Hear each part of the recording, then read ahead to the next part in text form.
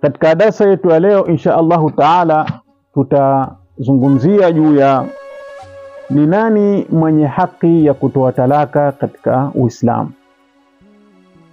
Ni mume au ni mke?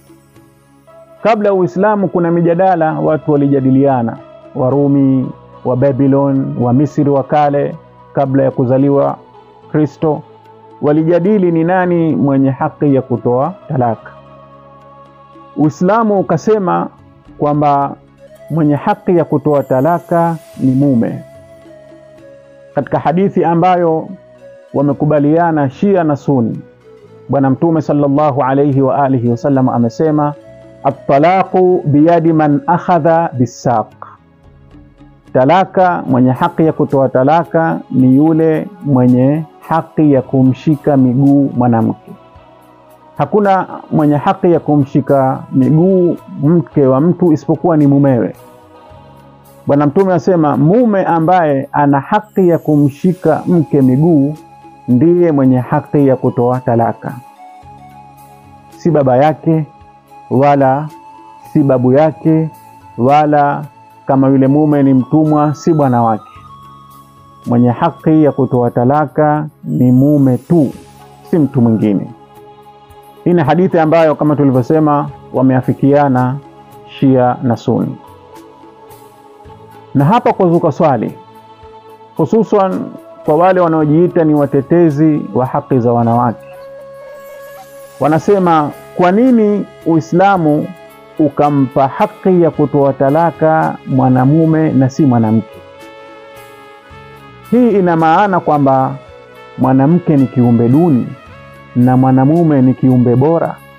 Ndio maana mke hana ruhusa ya kuvunja ndoa, lakini mume ana ruhusa ya kuvunja ndoa. Kwa nini talaka isiwe ni kwa makubaliano ya pande mbili? Yaani mke na mume wakiona kwamba ndoa yao haendi vizuri, wakae, je, tuachane au tusiachane? Wakikubaliana tuachane, wataachana. Lakini sio mtu mmoja, mume yeye ndio aamue peke yake wakati gani aivunje ndoa na wakati gani aibakishe. Hii hamuoni kwamba inamfanya mwanamke ni kiumbe duni, ni kiumbe ambaye hana maana, ni kiumbe ambaye mambo yake yanaamuliwa na mwanamume? Huko mukhtasar ndio hoja ya wanaojiita ni watetezi wa wanawake. Majibu yetu ni kwamba katika Uislamu hakuna ubora wa mmoja kati ya mwanamume na mwanamke, kwamba mwanamume ni bora na mwanamke au mwanamke ni bora kuliko mwanamume. Hakuna kitu kama hicho. Uislamu unasema kwamba binadamu wote wameumbwa kutokana na mwanamume mmoja na mwanamke mmoja. Inna khalaqnakum min dhakarin wa untha waja'alnakum shu'uban wa qabaila lita'arafu inna akramakum 'inda Allahi atqakum. Aya ya 13 katika suratul Hujurat. Mwenyezi Mungu asema, hakika sisi tumewaumba nyinyi kutokana na mwanamume mmoja Adam na mwanamke mmoja Hawa, na tukawafanya makabila na mataifa mbalimbali litaarafu, ili mjuane.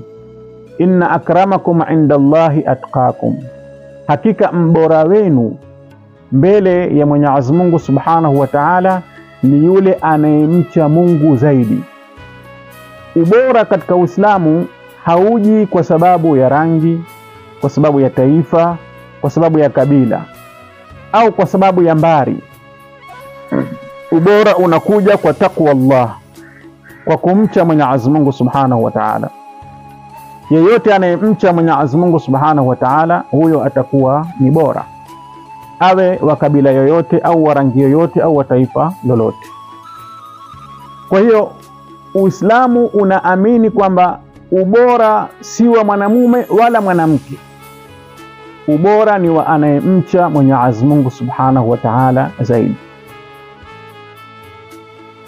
Lakini tunapozungumza hivi haina maana kwamba mwanamume na mwanamke ni sawasawa katika kila kitu.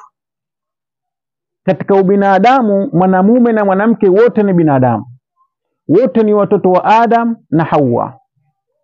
Lakini hii haina maana kwamba hakuna tofauti kati ya mwanamume na mwanamke.